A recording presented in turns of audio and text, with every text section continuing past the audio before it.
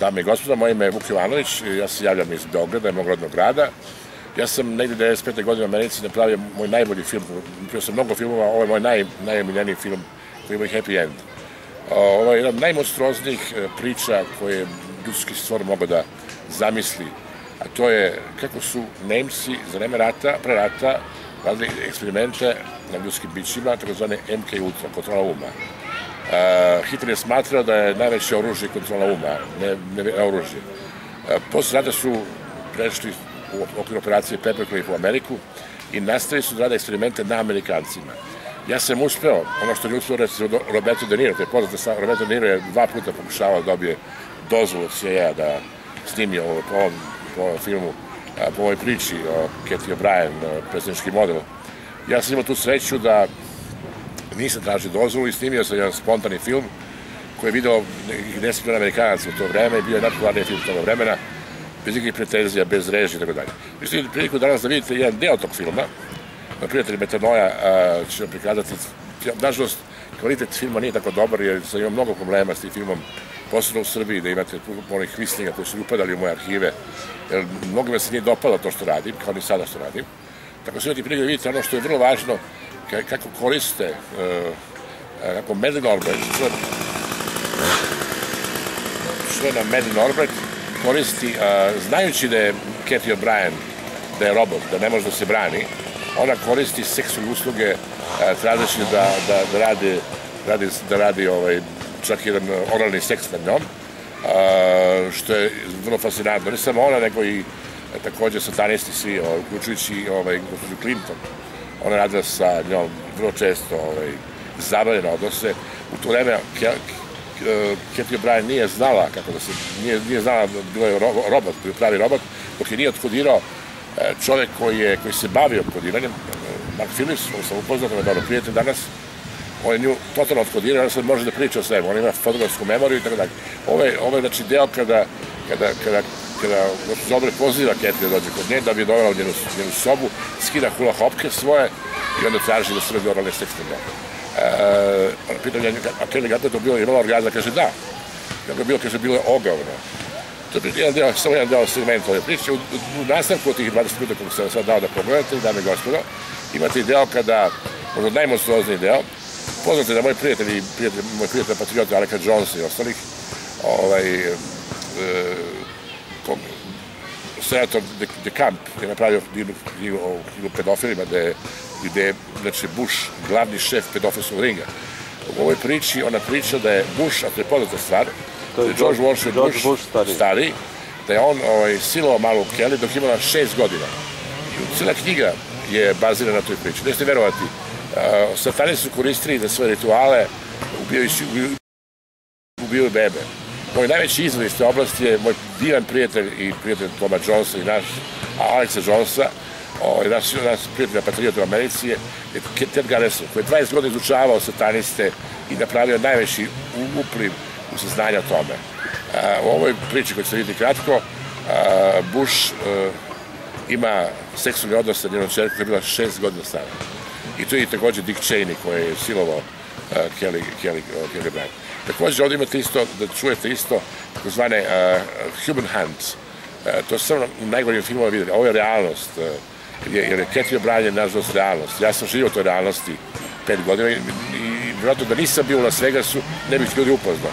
Ja sam do zadnjeg detalja upoznao sve te priče. Cathy O'Brien je deo moga života i Kelly, nečerka Kelly. I što je najdivnije, ja sam taj film prikazao za mene kao Srbina u vijeku rata, kad smo bili bad guys, sam prikazao u Dvoranu pravde i to mom poznaniku, Eli Rozenbaumu, čiji otac bio u istom logoru gde je bio moj otac u vreme rata, to je najmonstruozniji logor na svetu. Inače, on je bio šef specijalnog istragu kongresa i taj film se u originalu nalazi upravo u Dvoranu pravde. Znači, cijela ta priča o najmonstruoznijim perverzijama koje su mogli ljudsko biće da zamisli, o Human Hunt, kada je Jure Kelly, da što je ubio, oni trče kroz šumu da prežive. To su priče koje ste vidjeli najstrašniji film. To je realnost, to su satanisti. Tako da bi imali prilike da vidite samo ovaj deo koji ćete upravo danas da vidite. Znači, to je sa tim. Vidite takođe kada, a cijel film možete vidite isto produkciji Metanoja, na vašim televizorima. Pogledajte, to je malo duže, ali shvatit ćete zbog čega je nije dobio dozvolu 2 puta da snimi.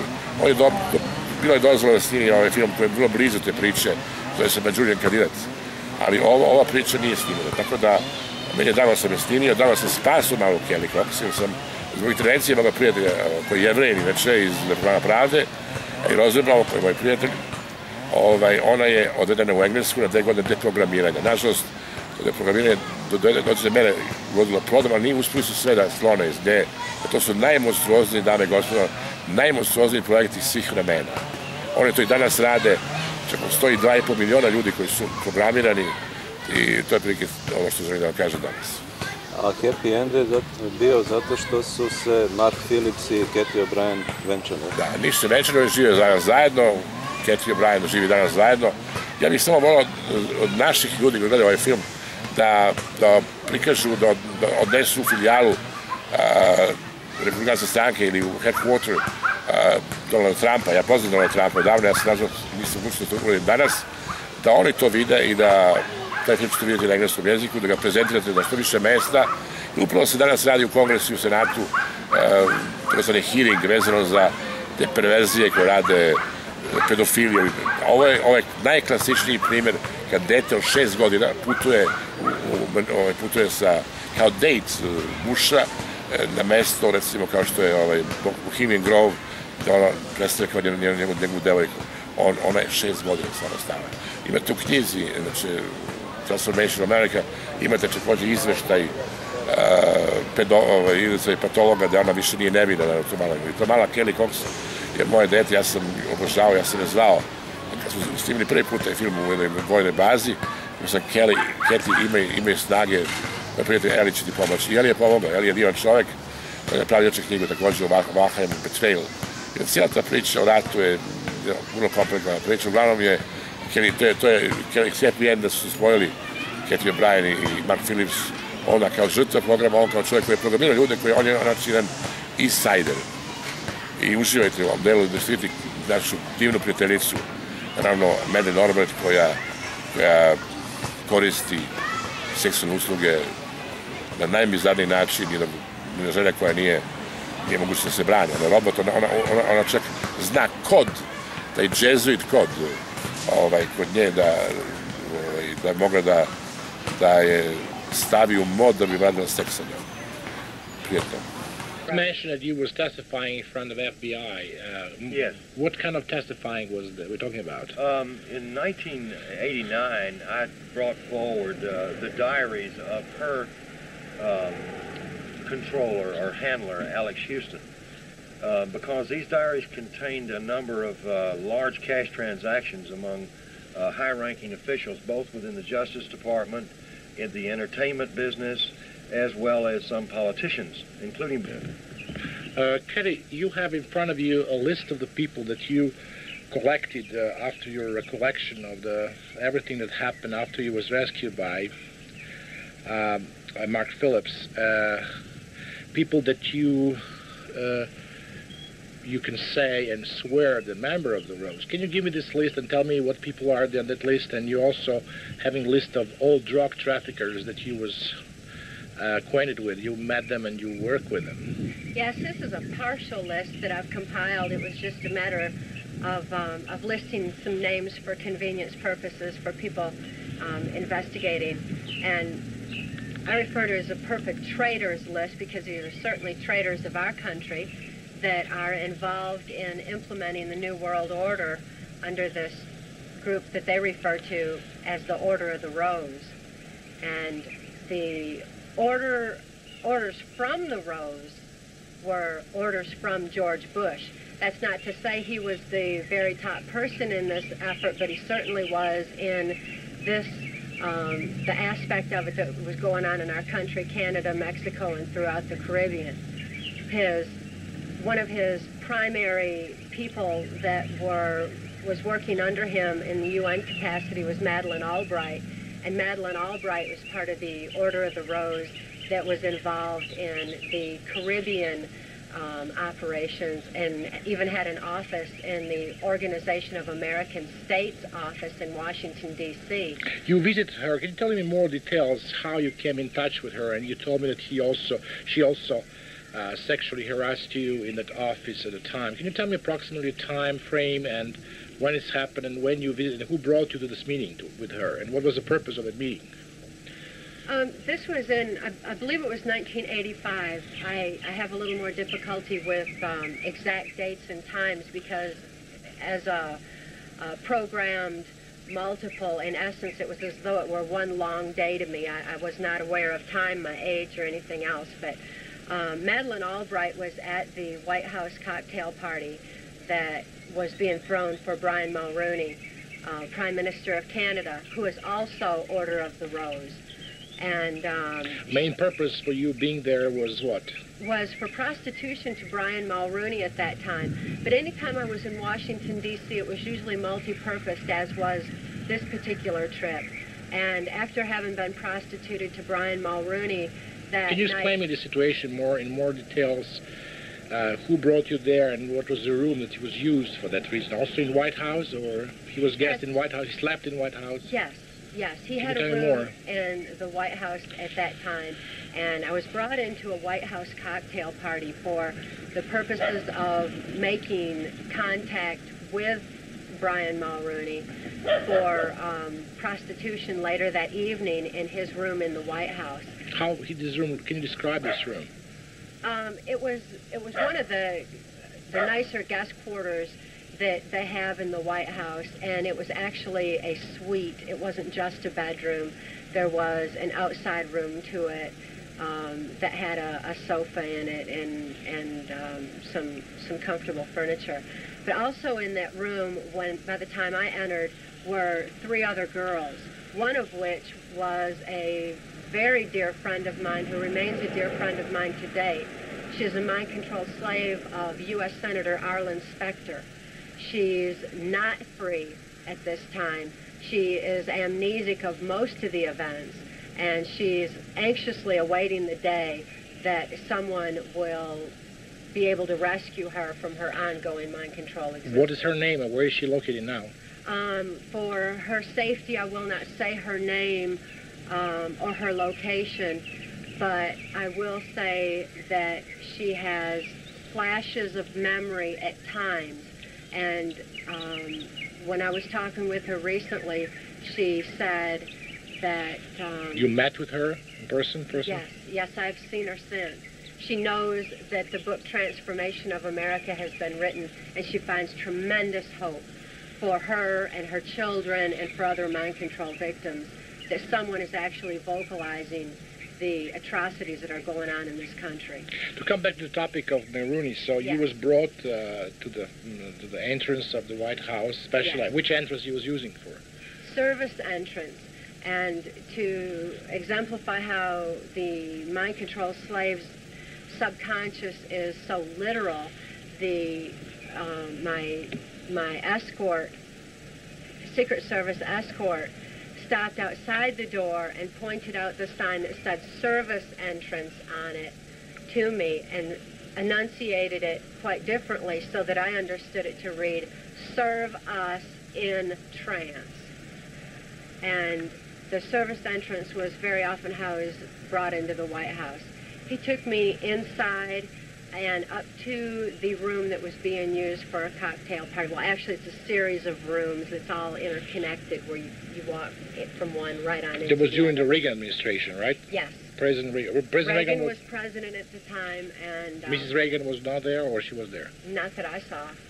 She wasn't. I never had any association with her, and didn't see her around at all. So who brought you there? I mean, just Secret Service, but who was your mind control operator at the time? At the time, my handler was Alex Houston. Alex Houston was the one who was part of the country music industry, which was the cover for our travels that brought me wherever I was ordered to go. U.S. Senator Robert C. Byrd was my owner, and as my owner, Senator Byrd directed my activities. He's the one who told Alex Houston to have me in specific places at designated times. And on this occasion, it was Senator Byrd who ordered that Alex Houston bring me to the White House. And also, because I had other business in Washington that I would have to be tending and mind control programmed for at that particular time. So Alex Houston had brought me to Washington and left me off with the Secret Service, who escorted me into the White House and to the rooms, the series of rooms where this particular cocktail party for Brian Mulrooney was. So there was, you spent all night in bed with him and having intercourse with him, or? Not all night, just until he was sexually gratified, and then I left from there and was with Senator Byrd, as was so often the case. What do you mean by you was with him after you slept with him as well? Yes, very often there were a series of men that I would have to sleep with have sex with in one particular night. But as a sex slave, there was no personal interaction, there was no conversation, there was no keeping me around for any purposes. I was simply there for sexual gratification purposes. And that was the case on this night. As I was going through this cocktail party, George Bush and Madeleine Albright were also present. And George Bush signaled me to come over to he and Madeleine Albright and talk. And it was there that Madeleine Albright ordered that I would be brought to her OAS office the next day. So she said that you mentioned in your book, I remember the page 167 even by heart, that George Bush told you about Margaret Albright. Who is she and something like that. Well, yes, he made some jokes to the effect that she was the, quote, Reverend Mother of all sisters, which cryptically meant that she ordered mind control slaves such as myself around. And that particular cryptic language was indigenous to the Catholic Vatican, the Jesuit mind control aspect of my victimization. So the Order of the Rose and the Catholic influence that I was experiencing at that particular time put me into the Catholic Jesuit mode of operation that I had been previously programmed for and conditioned for, and was often used for carrying out particular Caribbean operations. And now your second meeting with her was in that building that you was mentioning before. Can you describe the building and her office and how it looks like and how this event had happened? Well, the OAS building is located in Washington, D.C., and Alex Houston dropped me off out front. I went through the front door, and there's like a hallway that goes all the way through the OAS building and right out to the back where there's a rock garden. Her office... How the garden looks like? There's some elements that you can describe? The rock garden had a little walkway, like a sidewalk, where people who worked there, people who were brought in, could go outside. There were different rocks, some trees and shrubs there, and a lot of Caribbean art was around the woodwork. I noticed that there was some Haitian artwork in particular that I recognized from having been in Haiti on operations so many times. So you was first probably, you went through the guard there and who told you where you're going, right? And first somebody asked you where you're going, or? No, I just went straight in. I already knew where I was supposed to go, and I'm sure that the different indicators that I was wearing was a tip to many that I was part of the CIA operations anyway. I, too, had to wear the different roses, and particularly in my hair. But I had been given a little red rosy cross when I was first brought into the Order of the Rose. Could you just keep this, what you was talking yesterday, and I just want to be curious if you can tell us on the camera that. You went to her room and she was sitting there, right? And she was... yes, after what's we happened talked outside and I had received my orders, she brought me back into her office, which is located near the rock garden, and it's on the left as you go in. The office was really quite small, but it too had some of the Caribbean art on the walls. Some Haitian carvings were around the room. There was a file cabinet. Overall, it was a relatively small office because it was not her main office. But this OAS office was directly connected to the United Nations, and anytime I was around Madeleine Albright, the Catholic Jesuit aspect was accessed and used, and she accessed my sex programming at that time and made me perform oral sex on her before leaving. So how long was this action? So what she did was she just take her clothes off and order you to order oral sex on her? Well, actually, she just removed her panties. She was wearing a dress at the time, a longer skirt, which was more suitable for summer. It was a summer type weather anyway, and she just removed her nylon panties and had me perform oral sex on her while she sat in her office chair. And was she excited with that? Did she have an orgasm? Yeah. What you can think of? How long you stayed there in her office? As long as it took. I really don't know how long it was. Any time for something so disgusting is too long. But it was just until she was sexually gratified, and then I was just ordered to leave. So what kind of order did she give you in that particular moment when she met with you? Well, she just accessed the sex program part, the same part like Hillary Clinton would use, and that was done through the sister references, particularly a twin sister reference where the sex programming had actually already been instilled, and the removal of her panties and with her spreading her legs and giving me orders was really all it took. So in other words, you was completely automatic. So you was just because of your mind control and your robotic behavior in the time. Totally robotic, and I had no ability to do anything other than what I was instructed or what I had been previously trained to do. And she was well aware of the fact that I was programmed and trained. She was aware of the fact that I was used in pornography with Larry Flint's Hustler magazine.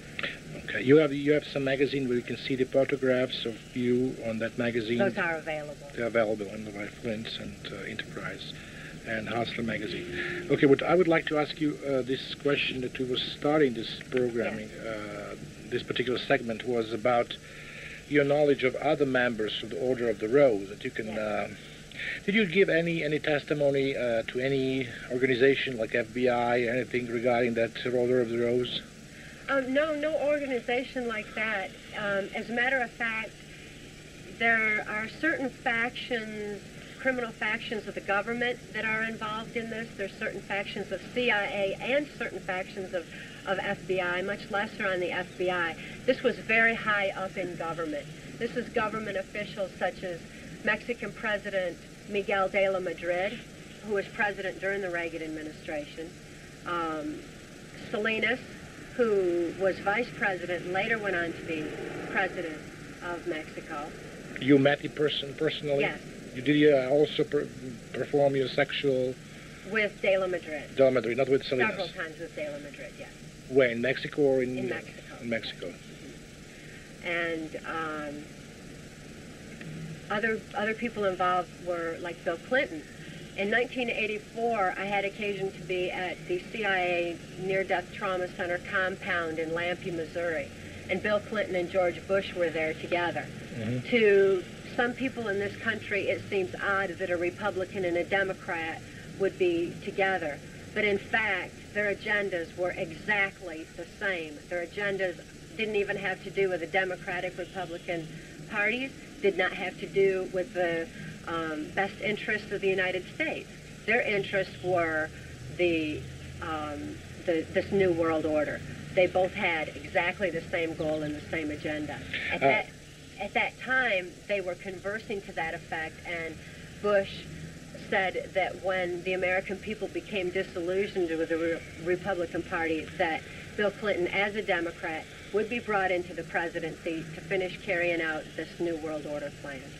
Other subject is when you was discussing, I'm recalling now the tape that you sent me to Europe, what I was showing to people that editors and some people from the various magazines that find big interest, but at the same time very big skepticism, because they don't have particular details in their topics. You was talking about this hunting field when Bush and Clinton were present. Can you tell me more particular where was happened, which plant you're talking about, and what you detailed, how you can detail that? Well, this was this most dangerous game, as they referred to it, was a matter of human hunting. And when a mind control slave such as myself was stripped of clothes and turned loose in the woods, I was then hunted by George Bush, Dick Cheney, and Bill Clinton, among others. But they were the main ones. I do not believe that it was necessary for them to have subjected me to this form of trauma. There were so many other traumas going on at the time. My mind was already prime conditioned for mind control program. So I really don't understand it, except for the fact that they found great pleasure in this form of human hunting. And they took it from particular military maneuvers. And which base we're talking about when you was recalling the situation when Clinton was present and Mr. Bush? Which airspace? There's a little place called Lampe, Missouri, that's just across the Arkansas line. Bill Clinton was governor of Arkansas at that time, and his whole cocaine operation that was Mena, Arkansas was the main hub for, was bringing cocaine into this CIA compound.